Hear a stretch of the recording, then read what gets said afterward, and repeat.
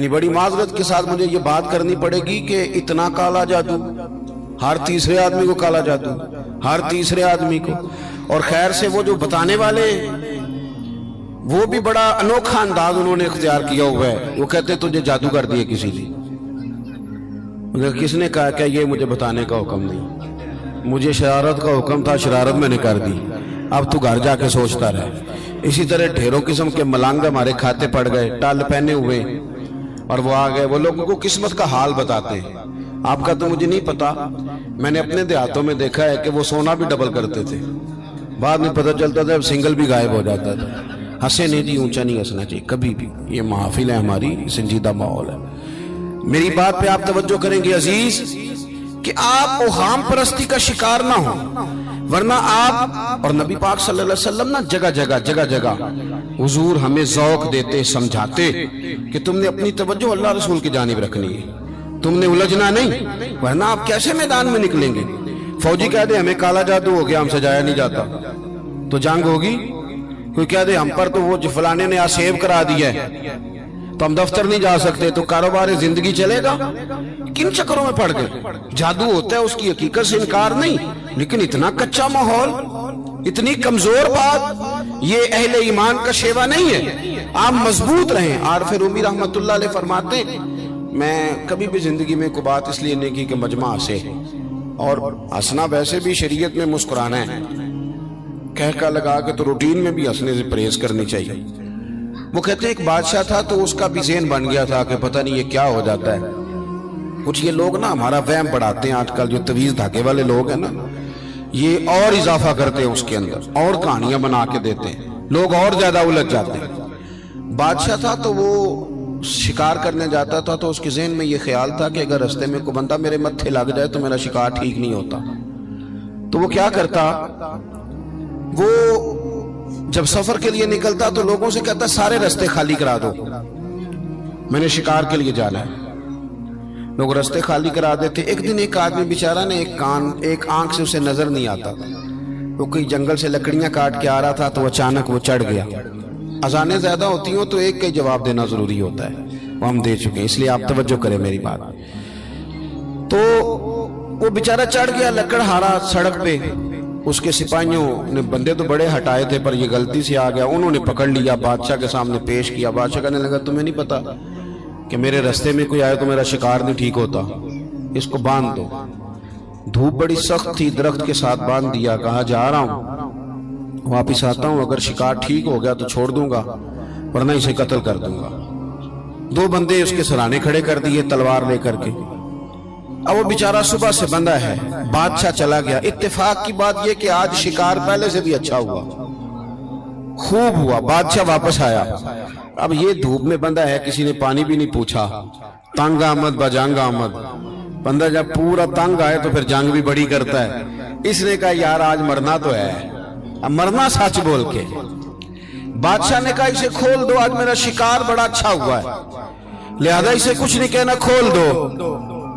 رسیاں کھول دی تو پتہ کا شخص کہتا بادشاہ ایک بات کر لوں میں بھی، مار تو جانا ہی ہے پر ایک بات کر لوں. کہنے لگا کرو. کہنے لگا تم نے صبح میرا منہ دیکھا تھا، تمہارا شکار بڑا اچھا ہوا ہے، دن بڑا اچھا گزرا ہے، پر میں نے آج سویرے تمہارا منہ دیکھ لیا تھا، تو دیکھو میرا بیچارے کا کیا حال ہوا ہے کہ صبح سے یہاں. اب تم بتاؤ منحوس میں ہوں کہ تم ہو؟ نحوست میرے اندر کہ تمہارے اندر؟ میں اگر کوئی جوان آدمی میرے ساتھ آ کے یہ بات کرتا ہے نا کہ میری فلان ہو گیا تو میں بڑا، تو مجھے اس پہ غصہ آتا ہے. میں کہتا ہوں آپ اس عمر میں یہ کام کریں گے تو بزرگوں کو کون سہارا دے گا؟ ضعیفوں اور کمزوروں کو کون اٹھائے گا؟ آپ اتنی کچی باتیں کرتے ہیں. اور یہاں پیروں نے بھی عجیب تماشا گھڑا ہوا ہے. سویرے 9 بجے بیٹھ جاتے ہیں تعویذ لکھنے. آپ قرآن شریف کا درس کب دیں گے؟ آپ حدیث پاک کب پڑھائیں گے؟ آپ ان کو اصول فقہ کب بتائیں گے؟ پیر صرف دین کا نمائندہ ہوتا ہے جس نے رب رسول کا دین پڑھنا ہے اور آگے پڑھانا ہے، جس نے لوگوں کو وہاں سے دین سیکھ کے آگے سکھانا ہے. باقی کیا معنی ہے چیزوں کا؟ اس نے صرف آسان کر کے جو ہمارے صوفیاء نے دیا آگے بات پہنچانے. دین سیکھنے سکھانے کا نام پیری مریدی ہے، اس کا کوئی اور معنی ہے ہی نہیں سرے سے. کہاں سے آ گئی یہ ساری چیزیں؟ حدیث سنیے، بخاری میں موجود ہے، مسلم میں موجود ہے. حضرت ابو ہریرہ رضی اللہ تعالیٰ عنہ فرماتے ہیں نبی پاک علیہ السلام کے साहिबजादे का विसाल हुजूर की गोद में हो गया, गोद में विसाल कर गए साहिबजादे। हुजूर को बड़ी तकलीफ हुई, आंखों से आंसू आए, सरकार रोए। सहाबा ने अर्ज की, हुजूर आप भी आंसू बहाते हैं? फरमाते हैं मेरा बेटा गया है, ये आंसू मोहब्बत की अलामत है, वरना मेरे दिल और जुबान पे वही है जिससे मेरा रब राजी होता है। इत्तेफाक की बात देखिए, इत्तेफाक की, कि उसी दिन जिस दिन सरकार के साहिबजादे का विसाल हुआ, उसी दिन सूरज को ग्रहण भी हो गया। अब जोड़ने वाले बातें जोड़ देते हैं ना। कुछ लोगों ने बात जोड़ दी, कहने लगे देखा हुजूर के साहिबजादे का विसाल हुआ तो सूरज को भी ग्रहण हो गया, सूरज को भी ग्रहण हो गया। और मेरे दोस्तों सुनो, ये अकीदों की मजबूती कितना जरूरी काम है। अपने आप को फिक्री तौर पर मजबूत रखना कितना जरूरी है। अहमद मुख्तार नबी पाक सल्लल्लाहु ताला अलैहि वसल्लम ने उसी दिन लोगों को मस्जिद में जमा फरमाया, उसी वक्त। सहाबा कहते हम बड़े परेशान थे कि हुजूर तो गमज़दा है, ना कोई जिहाद की बात होगी ना और कोई होगी, तो इस वक्त क्यों तलब किया? सबको मस्जिद में बुलाया और बुला के मेरे नबी पाक अलैहिस्सलाम ने खुतबा दिया। अल्लाह करे आपको समझ आए। यानी उस दिन जिस दिन साहिबजादे का विसाल हुआ, गम की घड़ियां हैं, हुजूर ने सबको मस्जिद में बुला के, मैं बुखारी मुस्लिम पढ़ रहा हूं, हुजूर ने फरमाया लोगो, सूरज और ग्रहण का लगना अल्लाह की निशानियों में से निशानी है। सूरज चांद को ग्रहण लगना अल्लाह की निशानियों में से निशानी है। जब ये लगे इस्तिगफार पढ़ा करो, नमाज पढ़ा करो, अल्लाह के हुजूर हाजिर हुआ करो। फरमाया किसी शख्स के दुनिया से जाने का इसके साथ कोई ताल्लुक नहीं। अपने अकीदे को मजबूत रखो, अपने मामलात पर गौर रखो, कभी भी कोई कच्ची बात न करे, कोई कमजोर बात न करे किसी मौके पर। हम तो सूफिया किराम के जानने वाले हैं, और वो लोग तो इतने मजबूत थे नजरियात के, इतने पक्के थे, तो हर शख्स को कहते थे कि देखना तेरे दिल में गैर का ख्याल ना आए, रब रसूल का ख्याल रहे। ये अल्लाह वालों का जो ख्याल होता है, ये चूंकि अल्लाह वाले हैं तो इसको हम गैर का ख्याल कहते ही नहीं। एक बात आखिर में और आपकी खिदमत में अर्ज करनी है, उस पर भी आप जरूर तवज्जो देंगे। थोड़ा सा ना हुजूर की सीरत में एक तीसरी बात जो बड़ी जरूरी आपसे अर्ज करनी, उस पर आप गौर करेंगे। दूसरों के जज्बात का, एहसासात का ख्याल रखना मेरे महबूब पाक अलैहिस्सलाम की सीरत का खूबसूरत जोज़ है, खूबसूरत। यानी दूसरों के जज्बात का ख्याल रखना। आप देखें, आपको ना इस मजमून की दर्जनों हदीसें मिलेंगी बुखारी मुस्लिम में, कुतुब अहादीस में, दर्जनों। हुजूर फरमाते मेरा दिल चाहता है कि लंबी नमाज पढ़ाऊं। नमाज किसकी? अल्लाह की। दिल चाहता है कि नमाज लंबी पढ़ाऊं, लेकिन हुजूर फरमाते हैं फिर मुझे पीछे बच्चों का ख्याल आता है, बीमारों का ख्याल आता है। हुजूर नमाज रब की, ख्याल बंदों का। नमाज में हुजूर फरमाते हैं कि मैं ना इसलिए लंबी नहीं करता कि लोगों को तकलीफ न हो। हुजूर फरमाते मेरा दिल चाहता था कि तहज्जुद की नमाज तुम पर जरूरी करार दे दूं, पर तुम्हें तकलीफ होगी, लिहाजा मैं ये काम नहीं करता। मैं अपनी चाहत नहीं देख रहा, तुम्हारी नींद देख रहा हूं। हुजूर फरमाते दिल करता था मिसवाक को वुजू के साथ जरूरी करार दे दूं, पर तुम्हें तकलीफ होगी, लिहाजा मैं ये काम। आप मेरी बात समझ रहे हैं भाई? इतना एहसास। मुस्लिम शरीफ में हदीस है,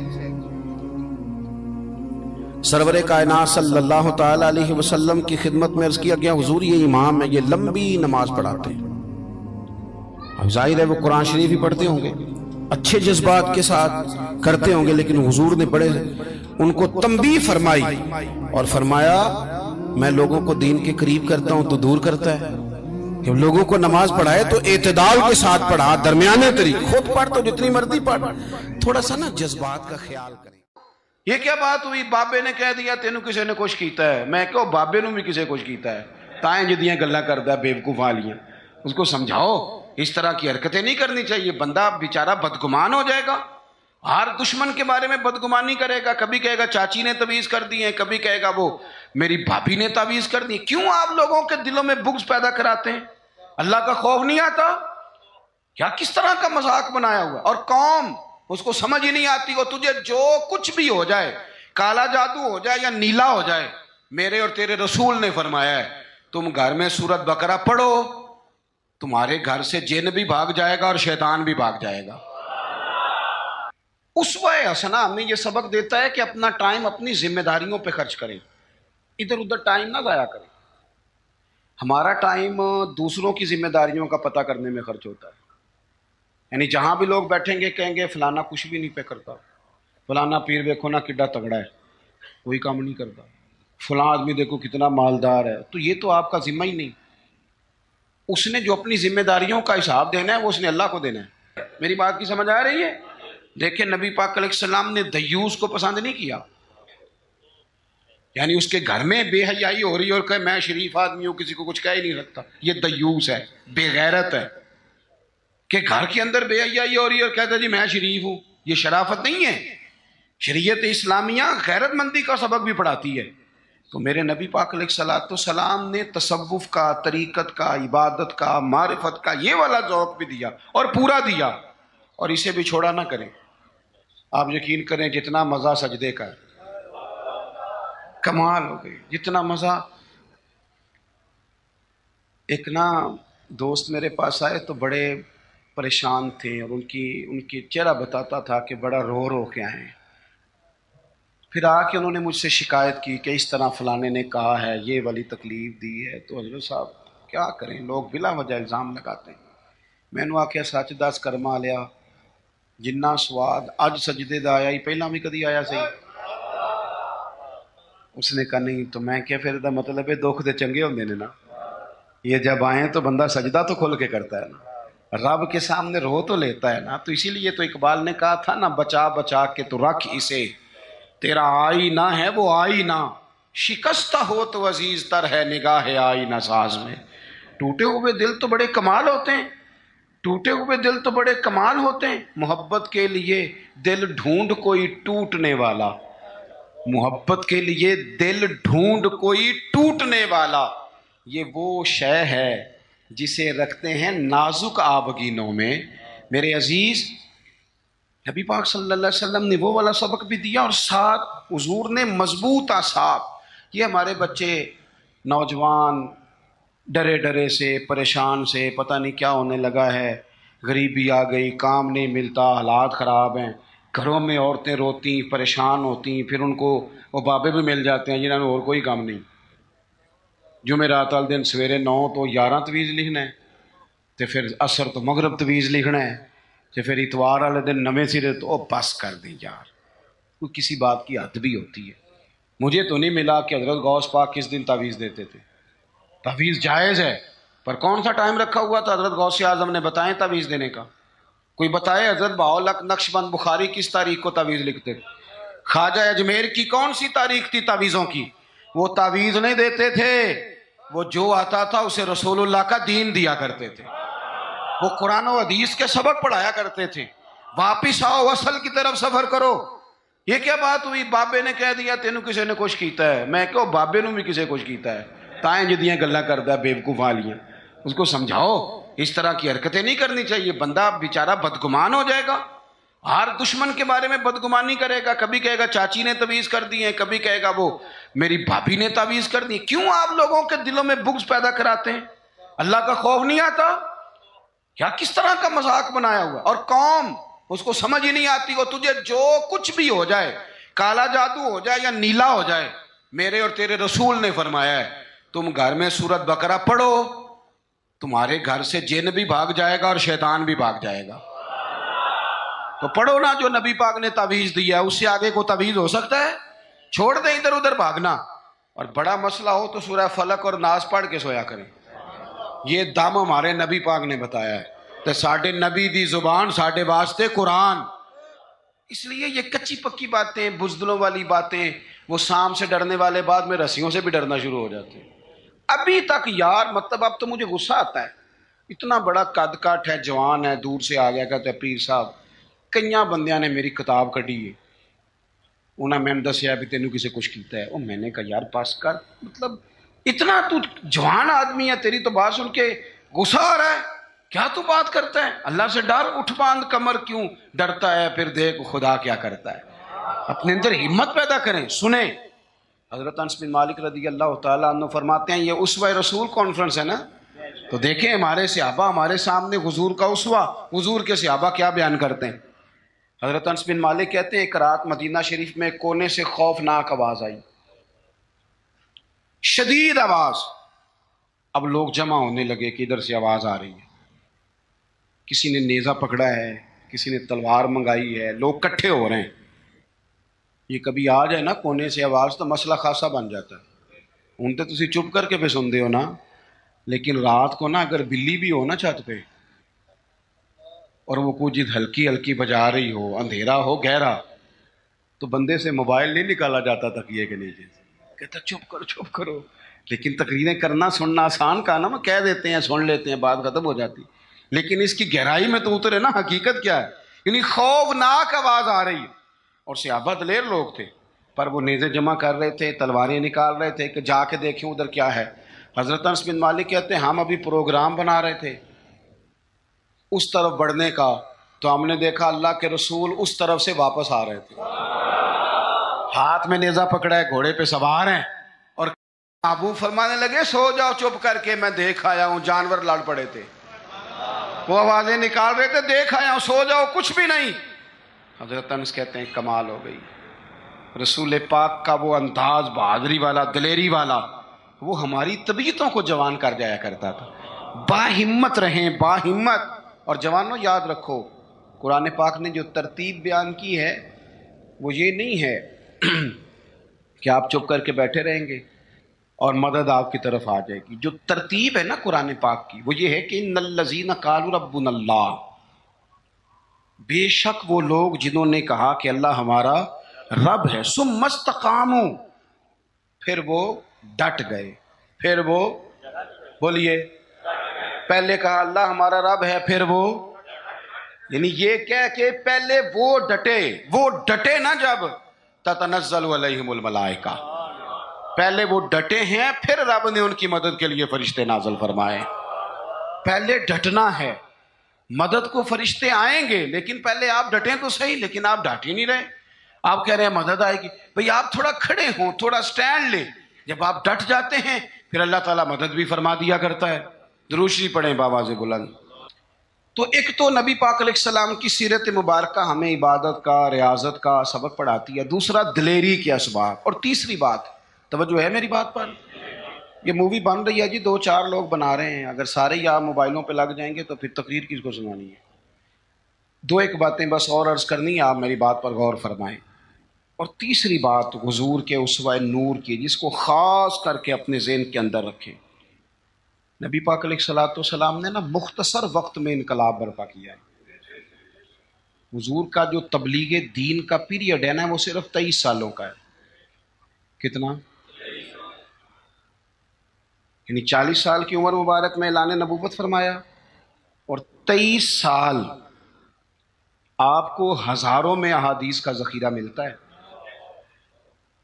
نبی پاک علیہ السلام نے قافلے ترتیب دیے، مجاہدوں کی صفیں بنائی۔ اس سارے عرصے میں حضور نے مسجد کی تعمیر فرمائی، رسول پاک نے اپنے صحابہ کرام علیہم رضوان کے دکھ اور سکھ میں شرکت فرمائی، حضور نے حج فرمایا، نبی پاک نے صدقات و خیرات کیے۔ اتنی ساری باہر مصروفیات، کافروں منافقوں کی سازشوں کے پردے کھول کر صحابہ کو بتایا کس طرح ان سے نمٹنا ہے۔ لیکن یہ سارا کہہ کہ حضور نے اپنے گھر والوں سے یہ نہیں کہا کہ میرے پاس ٹائم کوئی نہیں۔ یہ سارے کام بھی ہوتے رہے، اور حسن حسین حضور کے کندھوں پر سواریاں بھی فرماتے رہے، کھار میں بھی پورا ٹائم دیا رسول کریم، محبت فرمائی۔ یعنی اپنے اوقات کار کو اپنی ذمہ داریوں پہ لگایا۔ اسوہ حسنہ ہمیں یہ سبق دیتا ہے کہ اپنا ٹائم اپنی ذمہ داریوں پہ خرچ کریں، ادھر ادھر ٹائم نہ ضائع کریں۔ ہمارا ٹائم دوسروں کی ذمہ داریوں کا پتہ کرنے میں خرچ ہوتا ہے، یعنی جہاں بھی لوگ بیٹھیں گے کہیں گے فلانا کچھ بھی نہیں پہ کرتا، فلانا پیر دیکھو نا کڈا تگڑا ہے، کوئی کام نہیں کرتا، فلاں آدمی دیکھو کتنا مالدار ہے۔ تو یہ تو آپ کا ذمہ ہی نہیں، اس نے جو اپنی ذمہ داریوں کا حساب دینا ہے وہ اس نے اللہ کو دینا ہے۔ آپ یہ بتائیں کہ جو آپ کے ذمہ کام لگا آپ نے کیا کہ نہیں کیا؟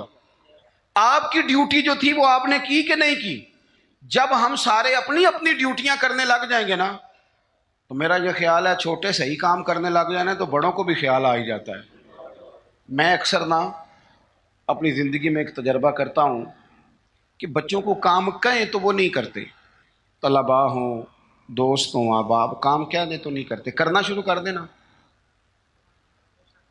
میں نے مختلف ذمہ داریاں لگائیں، مسجد کی صفائی کل تو کرنا، پرسوں تو کرنا، تو آپ کو پتہ ہے کسی کی ڈیوٹی لگائیں تو پھر وہ ڈیوٹی بدلنا بھی پسند کرتا ہے، وہ کہنا مینوں کام میں آئی ذرا تو کھلوئے نا میری تاں تے، تو یہ بھی کام ہوتا ہے، ایک انسانی فطرت ہے۔ تو میں نے پھر سوچا کہ یار حد ہو گئی ہے، کمال بات ہے، مسجد تو اللہ کا گھر ہے، اور حضرت بابا فرید الدین مسعود گنج شکر جیسا بڑا آدمی تو نہیں نا دوبارہ اس دھرتی پہ آئے گا، تو بابا صاحب اپنے آپ سے کہتے ہیں اٹھ فریدا ستیا، وہ جھاڑو دے مسیت، خود کہتے ہیں، یہ نہیں کہتے کہ جھاڑو دے مرید مسیت یا شاگرد مسیت، اٹھ فریدا ستیا تے جھاڑو دے مسیت، اوے تو ستا ہے رب جاگدا تیری ڈاڈے نال پری۔ اور اگر نبی پاک صلی اللہ تعالیٰ علیہ وسلم مسجد نبی بن رہی ہے، حضور اینٹیں اٹھا کے لا سکتے ہیں، تو میرا خیال ہے اور بھی کوئی پیر صاحب چھاپر تھالا کوئی کام اٹھا لیں تو کوئی مسئلہ، کوئی مشکل نہیں۔ اگر سرکار بہت سارے کام کرتے ہیں، لوگوں کو سبق بھی ہم یہی پڑھاتے ہیں، تو اگر شیخ بھی کبھی کبھی اپنا جوتا اٹھا لیں تو کوئی اتنا یہ مشکل مسئلہ، کچھ مطلب ماحول اس طرح کا بنا دیا جاتا ہے کہ کام رہ ہی جاتے ہیں۔ میں یہ اکثر کرتا ہوں کہ میں اب کام نہیں کہتا، میں کہتا ہوں جھاڑو پکڑ لو نا مسجد میں شروع کرو، اور جب آپ پکڑ کے شروع کر لیتے ہیں تو پھر بڑے سارے آ جاتے ہیں، کہتے ہیں سانو دے دو، تو آپ شروع تو کریں نا، لیکن جب کام شروع کریں گے پھر کام ہو جائے۔ اپنی ذمہ داریوں کا احساس کریں، وقت نہ ضائع کریں، اور یہ حدیث یاد رکھیں کہ نبی پاک علیہ الصلوۃ والسلام نے فرمایا خوبصورت مسلمان وہ ہے جو بے مقصد باتوں کو چھوڑ دیتا ہے۔ مقصد کی بات کریں، مقصدیت کی، ضروری کام جو ہیں ان پر ڈیوٹی۔ اور چوتھی اور آخری بات آپ کی خدمت میں یہ عرض کرنی ہے کہ ہمارے یہاں بہت سارے لوگ سمجھتے ہیں کہ ظاہری لبادے کا نام سیرت ہے، یہ تو ایک جز ہے، داڑھی پگڑی جبہ امامہ بہت ضروری ہے، لیکن ایک جز ہے سنت کا، ایک حصہ ہے سنت کا، چونکہ اسوہ حسنہ ایک کاملیت ہے، اس کے بہت سارے حصے ہیں۔ اپنے گھر والوں کے ساتھ بہترین سلوک کرنا یہ بھی سنت کا حصہ ہے۔ آپ دیکھیے حضور نے فرمایا تم میں سے بہتر وہ ہے جو اپنے گھر والوں کے حق میں بہتر ہے، اور فرمایا جا کے پوچھ لو میں تم سب سے بڑھ کر اپنے گھر والوں کے حق میں بہتر ہوں۔ یہ بھی ایک بہترین حصہ ہے، لیکن اسوہ حسنہ کا ایک بہت بڑا حصہ اور بھی ہے۔ غور کریں، میں حدیث ترمذی سے پڑھنے لگا ہوں، نبی پاک علیہ الصلوۃ والسلام نے حضرت انس بن مالک سے فرمایا اے انس ہو سکے نا، اور حدیث میں لفظ بڑے سونے ہیں، فرمایا اے میرے بیٹے انس، یا بنیہ، اے میرے بیٹے انس، اگر ہو سکے تو صبح اس حال میں کرنا کہ تیرے دل میں کسی بندے کے لیے بغض نہ ہو، کسی بندے کی عداوت تیرے سینے میں نہ ہو۔ پاک ہوویں تے پاک ہی ملدا ہی، تے بنا پاکوں پاک نہیں ملدا، تے سارے جسم دے دھون دے نالوں اکو تولا ٹکڑا دل دا۔ فرمایا انس اگر ہو سکے تو صبح اس حال میں کرنا کہ تمہارے دل میں کسی کا بغض نہ ہو، عداوت نہ ہو۔ اور اگلے لفظ پتہ کیا ہے حدیث کے؟ حضور فرمانے لگے یہ میری سنت ہے، دل صاف رکھنا یہ میرا اسوہ ہے، یہ میرا طریقہ ہے۔ ایک بہت بڑا حصہ دین کا دلوں کی صفائی ہے، یہ حضور نے فرمایا یہ میرا اسوہ ہے۔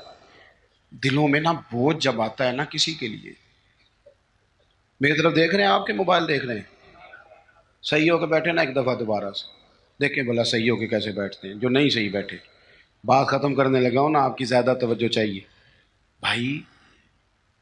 جب آپ کے دل میں کسی کے بارے میں حسد آتا ہے یا بغض آتا ہے یا عداوت آتی ہے تو صرف اس کو نقصان نہیں ہوتا، سب سے زیادہ نقصان آپ کو خود ہوتا ہے، سب سے زیادہ خود ہوتا ہے۔ ہمارے صوفیاء نے ایک عنوان بیان کیا جسے شماتت کہتے ہیں، یعنی کسی کو تکلیف میں دیکھ کے خوش ہونا، یہ بہت بڑا بوجھ ہے۔ نبی پاک صلی اللہ علیہ وسلم نے فرمایا کسی کی تکلیف پر کبھی خوش نہ ہونا ورنہ اللہ تعالیٰ اسے اس تکلیف سے نجات دے دے گا اور تمہیں اسی میں مبتلا کر دے گا۔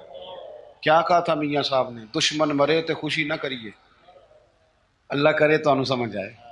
اتنی سادی کر کے ہمارے بزرگ ہمیں بات سمجھاتے، کہتے ہیں دشمن مرے کیوں بھلا، سجنا بھی تو مر جانا ہے، یہاں تو انہوں نے بچ جانا ہو تو پھر تو ٹھیک ہے، خوشی کس بات کی؟ دشمن مرے خوشی نہ کریے کیونکہ سجنا بھی تے مر جانا ہے۔ ڈیگر تے دن آیا ہے محمد تے اوڑک نو ڈوب جانا ہے، اثر تو ہو گئی ہے، پیچھے بچا کیا ہے؟ جانے کا وقت تو آ گیا۔ دل کے اندر بوجھ نہیں، آپ تنگ ہو جائیں گے، ورنہ ہر وقت اسی کے بارے میں سوچیں کہ اپنا کام رہ جائے گا۔ نکل آئیں اس معاملے سے بالکل آزاد، دل صاف، جو کر رہا ہے وہ اللہ کو حساب دے لے گا۔ اور اگر کبھی کسی کے لیے کرنا بھی ہو تو یہاں اسے دعوت دیں دین کی، یہاں اس کے لیے دعا کریں۔ ہم ساری زندگی لوگوں کو ڈسکس کر کے گزار دیتے ہیں، اپنی طبیعت سے بوجھ اتاریں۔ حسد، بغض، عداوت، کینہ، یہ سب بوجھ ہیں، یہ آپ کے دل کو وزنی کر دیں گے۔ آپ مشکل درویش کہتے ہیں ویسی کسی دے کچھ بھی نہیں لگ دے تے نہ کوئی ساڈا دردی۔ اور حضرت بابا صاحب نے کہا تھا اٹھ نہ بھولیا، وہ چلو اتھے بسیے جتھے بس دینی ساری انے، نہ کوئی ساڈی ذات پچھانے نہ کوئی سانو منے، ورنہ بندہ مشکل میں آ جاتا ہے۔ آپ یقین کریں اگر بندے کو مسئلہ بن جائے نا، میری طرح کے لوگوں کو مسئلہ بن جاتا ہے، وہ تسی استقبال کرن نہیں آئے، تسی ہار لے کے کھڑے نہیں ہوئے، تو پتہ نہیں ماں بدولت آ رہا ہے۔ میں نے دیکھا ہے کہ جناب اتنی خستہ حالت ہو جاتی ہے، اور یہ کئی سیاسی سماجی لوگ، میں علاقے کا بڑا ہوں، میں یہاں سیاسی آدمی ہوں، میں سماجی، وہ بیچارے جلسہ سنن آ جان نا سرکار دی محفل، کہ وہ بھی پیچھے بہ کے نہیں سن سکتے، وہ پہ تون اچھی کر کر کے نقیب نو دس دینے میں آ گیا ہوں، تیری مہربانی کر کو میرے نام دا بھی اللہ کسی طریقے۔ تو یہ تو دکھ ہے اندر کا، یہ تو آپ کو چھوٹا کر دے گا۔ بڑا تو بڑا ہی ہوتا ہے، وہ یہاں بیٹھے پھر بھی بڑا ہی ہے، وہاں بیٹھ جائے تو پھر بھی بڑا ہی ہے، صدر ایوان صدر میں ہو پھر بھی صدر ہے، اور اپنے گھر چلا جائے تو پھر بھی، یہاں کسی چیز کا افتتاح کرنے آ جائے تو پھر بھی۔ تو یہ بوجھ اتار دیں، حضور نے فرمایا یہ بھی میرا اسوہ ہے، اتار پھینکے۔ آپ یقین کریں آپ روٹین کی زندگی جیئیں گے، آپ سکون میں آ جائیں گے۔ ہماری کئی دفعہ شان ہوتی کوئی نہیں میری طرح کے بندے کی، لیکن وہ خود ہی اپنی شان بنا لیتا ہے، خود بخود ہی بنا لی، خود بخود ہی ارادہ کر لیا، خود بخود ہی کہہ لیا میری، اس سے نکل آئیں۔ آپ کو محسوس ہوگا طبیعت ہلکی پھلکی ہو گئی۔ آپ اپنے ماحول کے اندر، میں آپ کو ذمہ داری سے کہتا ہوں، ذمہ داری سے، میں رات نا کوئی 3 بجے کے قریب جا کے تھک گیا تھا، مجھے تھوڑی تکلیف بھی رہتی ہے، میں تھک گیا تھا، اور میں ایک دفعہ چلا گیا آدھے گھنٹے کے لیے، حالانکہ ہم لوگوں کو کہتے رہتے ہیں رات جاگنے والی، میں نے کہا ذرا وضو تازہ کرتا ہوں، چائے کا کپ شاپ پیتا ہوں۔ لیکن جب میں آیا نا تو ایک بندہ بالکل ان پڑھ، اس کو میں دیکھ رہا تھا، وہ مغرب سے نفل پڑھ رہا تھا، تو اس بندے کا چہرہ دیکھا، اس کی کیفیت دیکھی، اور اس کے سجدے کا ذوق دیکھا۔ وہ کئی بارے جڑے جوڑ کر کے پڑھ دینے، وہ بڑے شوق نہ پڑھ دینے، تو وہ اس کا جب انداز دیکھا نا، تو مجھ سے بڑے لوگ کہتے ہیں، پر میں نے پھر اس کے کان میں جا کے کہا، میں کہو سجنا میرے لیے دعا کری؟ کہتے پیر صاحب میں کراؤں؟ میں کہ میں تینوں دلوں پہ آنا رسم نہیں پہ ادا کرتا، میں تیری کیفیت دیکھتا ہوں۔ تو مطلب تھوڑا سا ایسے نا، مطلب بہت سارے لوگ ایسے ہیں جن کو میری طرح کے لوگ باتیں کرتے رہ جاتے ہیں، اور وہ سن کے رب زیادہ کر لیتے ہیں، وہ سن کے اللہ اللہ زیادہ کر لیتے ہیں۔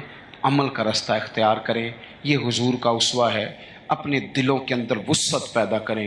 ہمارے درویش ہمیں کہتے ہیں 14 طبق میرے دلے دے اندر تے میں تمبو وانگوں تاڑے ہو، دل دریا سمندروں ڈونگے کون دلا دیا جانے ہو۔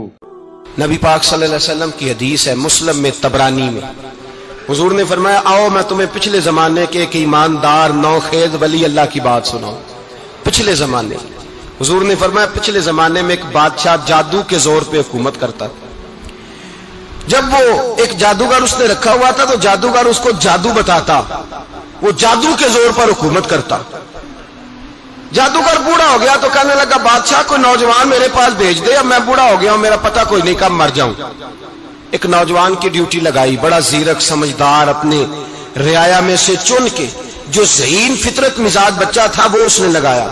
اللہ کے محبوب علیہ الصلوۃ والسلام فرماتے ہیں بچہ جادو سیکھنے لگا، وقت گزرنے لگا، بچہ جب جادو سیکھنے جاتا تو رستے میں ایک راہب بھی تھا جو انجیل جانتا تھا، وہ اللہ اللہ سکھاتا، لوگوں کو حضرت عیسیٰ علیہ السلام کی تعلیمات سے آگاہ کرتا۔ اس نے دیکھا کہ یہاں بھی لوگ اکٹھے ہیں، تو وہ بچہ اس راہب کے پاس بھی اٹھنے بیٹھنے لگا۔ اب جب اس کے ساتھ اس کی گفتگو بڑھنے لگی تو اس کو باتوں میں لذت آنے لگی۔ اس نے راہب نے پوچھا کہ تو کون ہے اور کس طرح سے آیا ہے، کیا تیرا معاملہ ہے؟ اس نے کہا جی میں جادو سیکھنے جاتا ہوں، آپ کی باتیں مجھے بڑی اچھی لگتی ہیں۔ اس نے کہا دین سیکھ، جادو سیکھنے والے کافر ہو جاتے ہیں، قرآن و حدیث سیکھنے والوں کو اللہ کامل ایمان عطا فرماتا ہے۔ فرمایا یہ سیکھ۔ بچہ بیٹھنے لگا، اس کے پاس آنے لگا، باتیں دل میں گھر کرنے لگی۔ ایک وقت آیا کہ مسلمان ہو گیا، اور مسلمان کیسے ہوا؟ بچہ کہتا ہے میں تجربہ کر کے ہوا۔ اب میں تھوڑا سا وقت جادوگر کے پاس بھی جاتا اور باقی سارا وقت وہاں بیٹھتا۔ میں ایک دن جا رہا تھا تو رستے میں اژدہا تھا، بہت بڑا سانپ تھا، رستہ روک کے کھڑا تھا۔ یہ حضور نے بیان کی حدیث، نبی پاک صلی اللہ علیہ وسلم فرماتے ہیں، بچہ کہتا ہے کہ رستے کے اندر سانپ ہے، رستے بند ہے، لوگ چھتوں درختوں پہ چڑھے، ہراش ہے۔ کہتے چھوٹا سا روڑا میں نے اٹھایا تو میں نے کہا اللہ اگر جادوگر سچا ہے تو اسے مار دے۔ چھوٹا سا روڑا میں نے پھینکا، اژدہا کوئی نہ مرا۔ پھر چھوٹا روڑا اٹھایا، میں نے کہا اللہ اگر وہ عالم سچا ہے تو اسے مار دے۔ اب جب میں نے روڑا مارا تو اژدہا مر گیا۔ میرے اندر سے گواہی آئی نہیں دین کی باتیں سچی ہیں، نہیں قرآن کی باتیں اسلام سمجھانے کے لیے عرض کر رہا ہوں، اگرچہ اس دور میں انجیل تھی۔ اللہ رسول کی باتیں اچھی ہیں۔ کہتے میں مسلمان ہو گیا، اب میں نے راہب کے پاس ہی رہنا شروع کر دیا، جادوگر کے پاس چھوڑ دیا۔ اس بچے نے آنا، بادشاہ پوچھتا کہاں زیادہ وقت گزارتے ہو تو وہ بات گول کر دیتا۔ وقت تیزی سے بڑھنے لگا، اللہ نے اس نوجوان میں طاقت پیدا کر دی۔ اب وہ اس کے اندر نا اللہ نے توانائی روحانیت پیدا کر دی، ابھی جوان ہے، 14-15 سال عمر ہے۔ اللہ نے اب جو بیمار بھی آتا وہ دعا کرتا تو اللہ صحت عطا کر دیتا، جو بھی آتا۔ بادشاہ کا ایک درباری تھا، بادشاہ کو پنکھا جلتا تھا، وہ اندھا ہو گیا، کوئی ایسی تکلیف آئی کہ نابینا ہو گیا، بڑے علاج کرائے شفا نہیں ہوئی۔ کسی نے اس بچے کا پتہ بتایا کانوں میں، اس کے پاس گیا تو بچہ کہنے لگا شفا تو ہو جائے گی پر کلمہ پڑھنا پڑے گا، مسلمان ہونا پڑے گا، جس پیغمبر کا میں غلام ہوں تجھے بھی بننا پڑے گا، دین پہ عمل کرنا پڑے گا، اللہ شفا دیتا ہے۔